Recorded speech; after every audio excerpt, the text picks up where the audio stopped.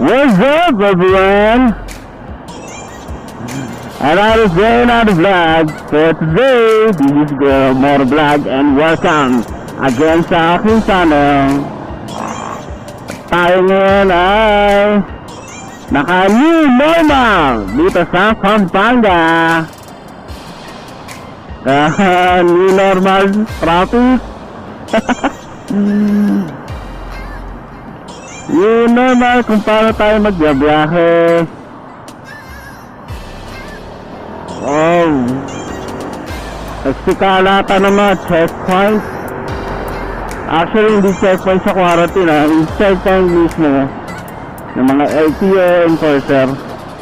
Hindi ko alam kung ano yung mga hinihindi nila, pero mga nadaanan natin kanina, no? So ngayon, dito boom, panis. Alright.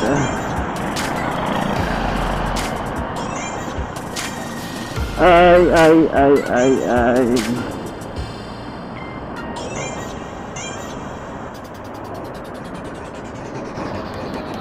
Ay, wala na.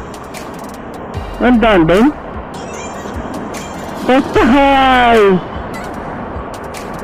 Iikot pa ako. Iba yan? Dati yung shortcut din. Pwede yan dumaan doon. Ngayon wala. Dito na. Mag-iitong. New normal. Oh no. So gusto ko lang itapos sa inyo, no? About dito sa ating CBT.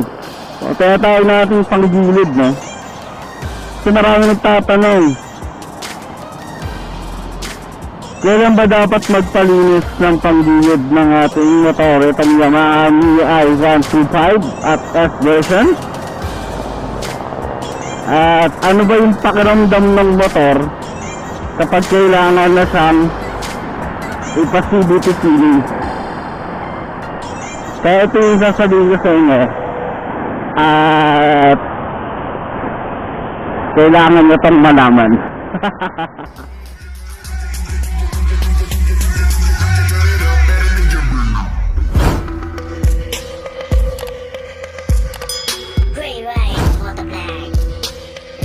Ako kasi bumabase lang ako sa experience ng motor natin. Sa experience ko, kung ano yung aking nalaman dito, yun lang naman ang binabanggit ko sa inyo.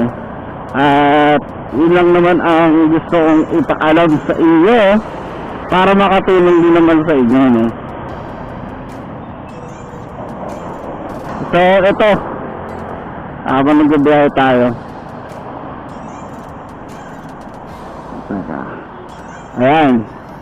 So una,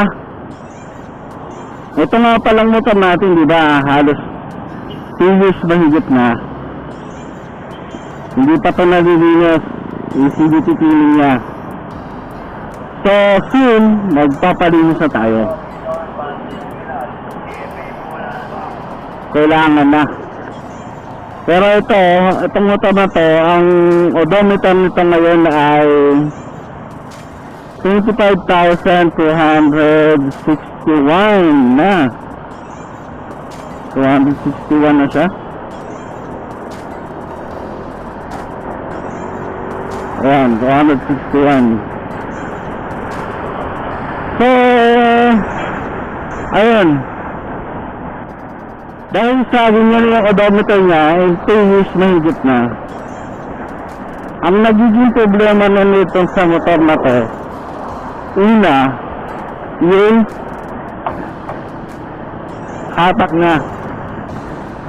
Sa una, alisan na pabutin na hanggang sa gitna okay pa, hanggang sa dulo bitin na rin. Hindi nakatulad ng dati talaga na kayang panghabulin yung mabilis na nag-motor. Tayo hindi na makahabol. Yan, hanggang ganyan lang oh. Pero hirap na. Ayun yung pakiramdam. Tapos yung pakiramdam na yung medyo may ingay na gano'n ang tunog niya sa gilid. Possible din kasi kapag nag-CBT cleaning kayo na magpalit din ng bola. Yan, kung ilang grams ang bola yung gusto nyo. Pero kung stock lang naman, pwede rin naman balik nyo lang sa stock. Tapos nagpapalit din kasi ng bola kasi minsan yung iba udpud na yung pinaka bola nila. Yung mga bagong Yamaha nga ngayon all 6 months, 8 months udpud na. Hindi ko alam kung anong build ginagawa nila sa motor nila, pero sa atin 2 years may get, hindi ko alam kung udpud na. Pero ayon doon sa ating nung na-aksidente tayo, di ba, tinanggal yung bearing. Kung napanood nyo na yun, sana mapanood nyo.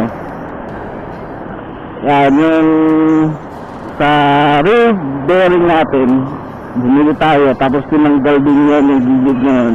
Tinignan naman, okay pa naman yung bola, saka yung mga pwede ko, okay pa. Kulang lang sa linis talaga.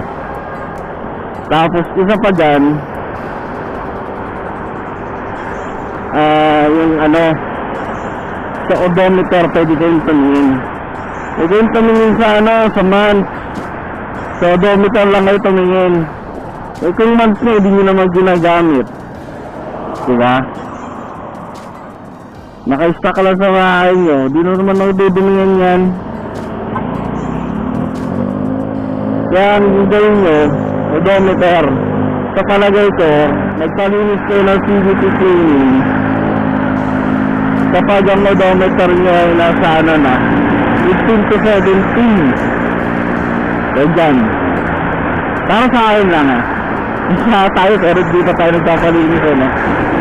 Kaya ganito mangyayari kapag di kayo nagpalinis, masyadong hindi na kayo no?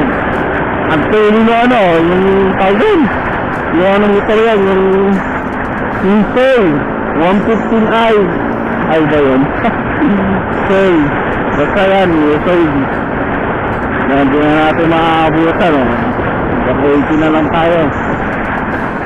So ayun nga, palinis kayo. Tapos ang presyo nga pala kapag nagpalit ka ng bola, nasa 400. Depende kung anong brand no? Ano sa 400 plus ganun. Tapos yung sa CVT cleaning naman nga ay umaabot ng ano, depende sa mechanic niyo. Pero dito sa amin umaabot lang ng 600. Kasama na yung ano kasama na yung ayun na ba, kasama na nga din yung ano yung throttle cleaning, FI cleaning, saka iba-iba pan check ng ating ano. Alas hindi pumapatak ng 1,000 malapit ko sa amin. Ganun din naman sa kasa. Halos same lang, di naman naglalayo yung presyo. Kaya sa ano, nasa 1,000. Depende na kung magpapachange kayo, magagastos kayo ng oil. Dahil sa change oil, gear oil. Pero yung mga sa labor day mo, tapos yung sa mga kalikalikot pa, hindi naabot ng 1,000 nun. Ikano lang ng labor nun. So, ayun. Ayun ang kailangan yung ano, tignan no. At ganun yung pakiramdam ng motor kapag hindi pa nalilinis yung pangilid. Ayan o, ang hinaan na ng arangkado o. Ay hinaan na ako, wala na. Kailangan na magpalinis nito. Mahirap eh.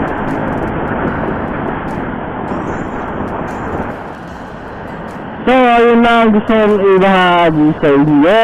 At ano, may konting natutunan kayo. So, soon, makita na natin ang ibang vlog natin, no? Maging katotohanan naman kapag nakaroon tayo ng budget. Makikita yung mga a-upgrade ko dito sa motor na to. Ang setup na gusto ko dito kasi yung touring set na mukha siyang ano yung night bike. Ewan ko, basta ganun. Malalaman natin. Ganda oh, Mio. Ay, di pala, Grabis pala. Kamukha eh. Oh, Yamaha. So, this is it. Bobulol pa ako. So, this is it. Joyride. Didit na lang sa daan, no? So, log out.